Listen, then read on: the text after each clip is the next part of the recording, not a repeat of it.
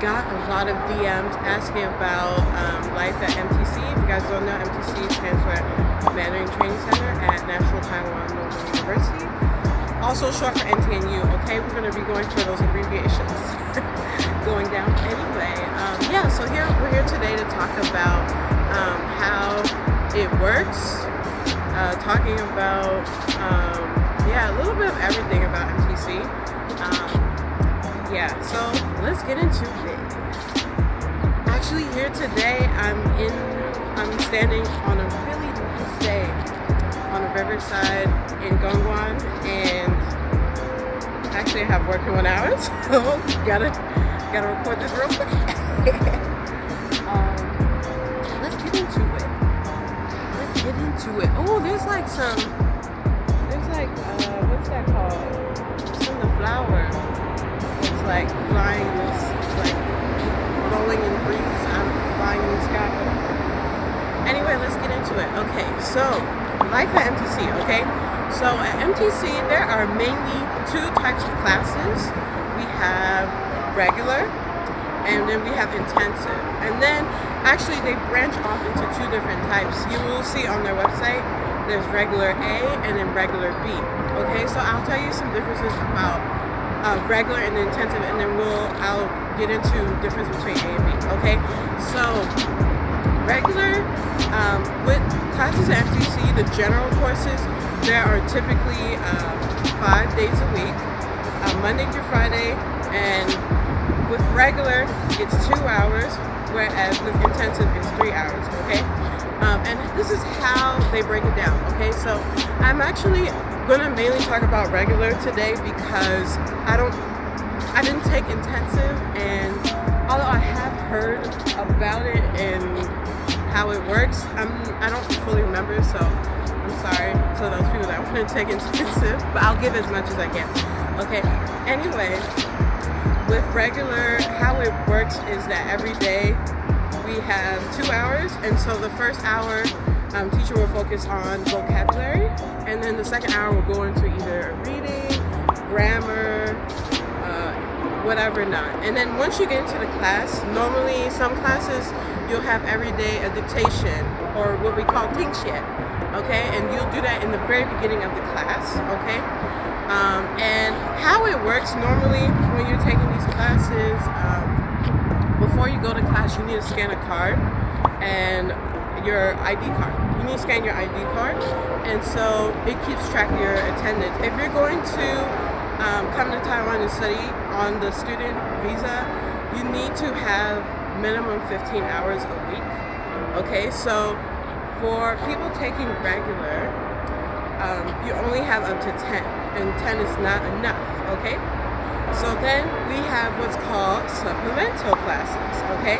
And then those supplemental classes, they vary. They have a schedule at the beginning of every semester. They give it to all the students, but you can also look at it. There's a board on the 5th floor, on the 5th floor, where it shows all those classes you can take. Or if you don't want to take the supplemental classes, you can just supplement them for the library time. So you go to the library or computer lab, you scan your card when you go in, and you need to scan again when you come out. Same for supplemental. So you need to make sure, especially if you are on the student visa, you need to be hitting those 15 hours, because if you don't, then when it's time to renew your visa at the end of the 3 months, you will have some trouble, okay? I would tell you though that also if you're on Huayu scholarship, when you get your visa, it's a one-time thing. So you don't need to worry about it, but you still should, because they count it for the scholarship, okay? You still need to get those hours. And actually, people don't know this, but you don't need to do 5 every week. You could do 3 1 week, 10 another week, okay? There's no like limit as how much you can do a week, okay? So you could get them all done in the first month and then not bother about it anymore. Some people, it doesn't matter to them. They will keep going to these supplemental classes. They keep going to the library because they truly want to learn the language, or they just want to spend some time and study, or whatever the case may be, okay? Oh my God, I'm rambling. Okay. Okay, now with intensive courses, it's slightly different. Intensive requires more, there's more work, there are more tests, and it's more like you go through the chapters faster. So if you want to learn Chinese at a relatively faster pace, you can take intensive, but I'll warn you now, it's very intense. If you're not ready to take that on, I would not recommend that as a beginner. But if you feel that you are ready and determined to do it, then by all means go ahead. When I was studying there, I just thought, okay, I don't want to do that to myself. And it costs a lot, okay? So now, I want to get into A and B, okay? The difference between A and B, you see it on the schedule, okay? A and B, the only difference is the amount of people, okay? If you take level A, if you take class A, there's only max 10 people, 10, okay? Now, if you take level B, those can be up to 20 people. But now, because of the pandemic, I don't think their numbers reflect that, and I don't know how many of those classes they're offering now. So I would say check with them when you do come, but yeah, don't worry about it at the moment, of course. Okay. All right. Now I want to talk about class times. Okay, if you're first starting off at MTC, you cannot choose the 10 to 12 slot. Those are held for returners. Okay, so here are the time slots. We have 8 to 10, 10 to 12, 12 to 2, 2 to 4, and then I believe there's a 4 to 6 and a 6 to 8, but those class times are not very common. But yeah, those are the main ones, okay? And so I think, as I would say, I'll just recommend whatever you feel like works best for you, you choose that, okay? So for me, actually, I've done almost all the main time slots. I did not do 8 to 10. Hell no. Hell to the no. I could not do that. I can wake up early. I just cannot get to class on time. Okay? So I think in my first semester, I did 12 to 2. The second semester, I did 2 to 4. That was a fun semester. And then the last semester, I did 10 to 12. Perfect. Okay? Okay. Let's get into the class. So let me tell you about the class setup. The class setup varies from teacher to teacher, but generally how it goes is that if you're taking regular, it's 2 hours, okay?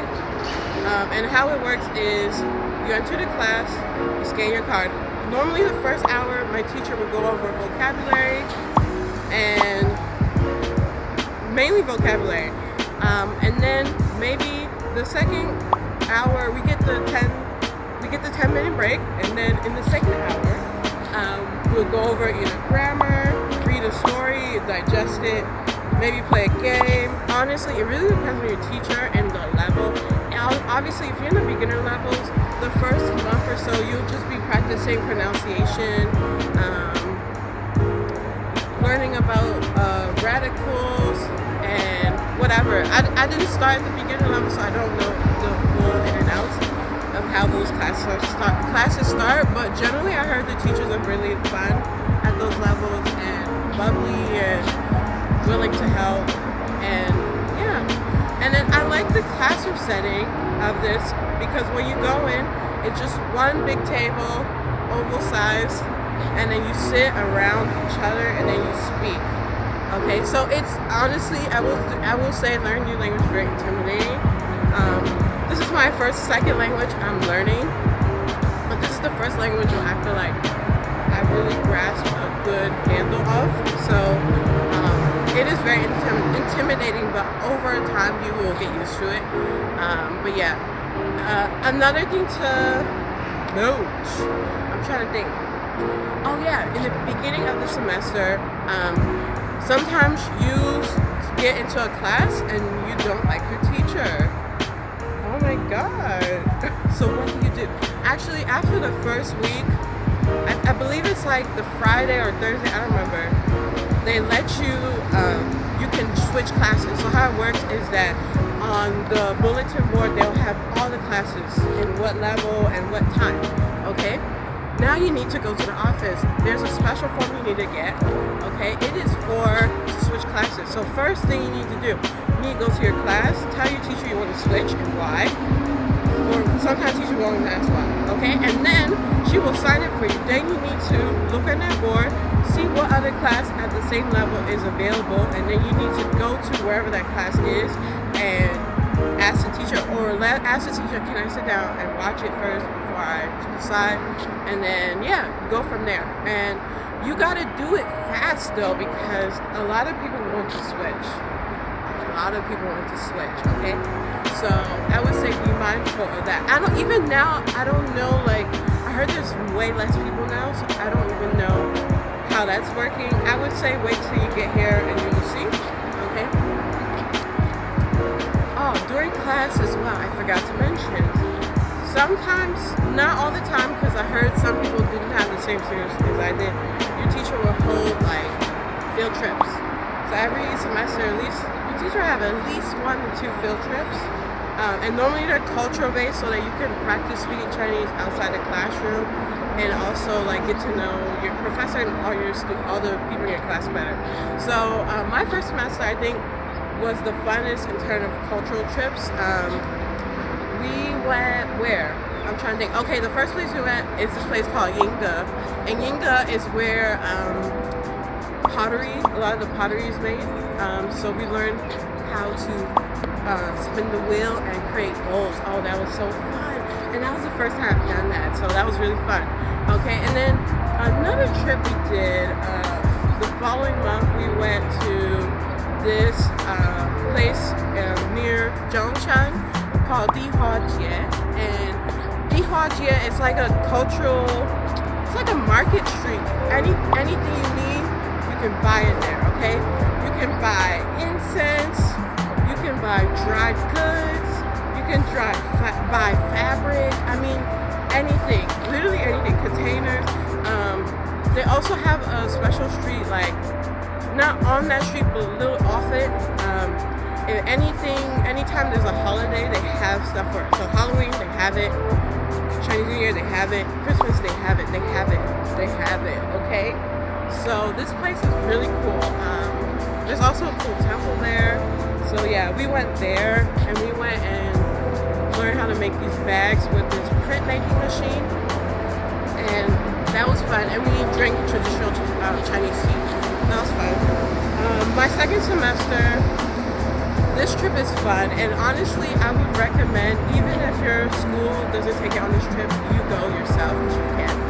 There's this place near Shilin, and if you guys don't know, Taiwan's famous for pineapple cake. It's not actual cake. It's more like a little, it looks kind of like shortbread, but thicker, and it has a filling, so it's not crumbly. It's really good, and so we learned how to make it from scratch. So actually, we went to the museum. Jesus Christ! Museum and the place where you bake it on the same spot. So we went to the museum, learned about some cultural things about Taiwan, and then we went up to the 3rd floor, and then we learned how to make it from scratch, and it was absolutely amazing. I would highly recommend this place. I'm going to put it in the description down below, okay? Very good, very good. Now, let's get into it. Okay, so now actually, if you guys don't know, at MTC they use their books that they created, and actually more than 80% of universities in Taiwan use these books. Okay, and they're called the Dangdai. Yeah, I forgot. It's like the daily Mandarin learning book. Okay, I'll put it here. Okay, there are 6 of them. Okay. And I think most people that come and study, they at least do the first 2. Maybe not necessarily finish, but at least the first 2. I studied till the beginning of book 3, and then my scholarship ended. So yeah, I mean, I would recommend, if you want to get to like intermediate and advanced level, to study up to at least book 4, and then after book 4 there are other classes you can take at MTC actually. So yeah, okay. And then now let's get into the other classes. Actually, I need to mention this. When you get to like intermediate advanced levels of Chinese, they have other classes to take. You don't need to take the standard Mandarin one, because after a while people get bored with it. So they also have business, they have literature, they have a newspaper class, and they have a few other ones I can't remember on top of my head, but these are the ones I can remember. I personally didn't take these classes because I didn't get to that point, but I have a lot of friends that did, and they enjoyed it. Particularly, a lot of my friends really liked the newspaper class. They really enjoyed that one. So if you really want to learn more of the colloquial, not necessarily colloquial, but like of like how things are written, you can take that. Or a lot of people also like the business class because some people plan on doing business hereafter. So that's a great alternative if you want to take your Chinese to the next level and are in the intermediate phase, I would say, of Chinese. So, okay, now let's get into student life. Okay, so like the thing about it is here, because your classes have very few people, it really depends on how you end up, I guess, befriending your classmates. Some people do, some people don't, just because of course cultural differences or like just not having a general interest in your classes. I would say personally me, I did meet people I liked in my class, but honestly majority of the people that I grew to love, I did not meet them in my class. They attended MTC but other classes and other levels. So there's a floor, the 7th floor is where like the main lobby is for the MTC area in the Bo-Ai building on the NTNU campus. And so there it's like a big common area. There's a bunch of cool colorful seats. They have the main office there, and so a lot of students congregate there, and actually that is where I met my friends. Majority of my friends, I'm not even joking to you, a good amount of the people I grew to hang out with and befriend was in that area just randomly, okay? And then also another way is through going out. I've met a lot of my friends out at the bar, clubs, wherever. I mean, that's another easy way. I know that's not for everyone, but yeah, I just wanted to share. But yeah, I've met a lot of people that way. I think I've met more people that way than in the lobby, but you can still, it's possible. And then also normally during the first week of every semester, they have like a little fair-ish type thing where all the clubs are promoted. You know, MTC has their own clubs, so yeah, I've joined a few. Like my friend actually started the Mahjong club, and it's still going strong. I'm still in that group chat, and I never go anymore. But it's a fun way to meet people, learn how to play a traditional Chinese game, and yeah, that's another good way.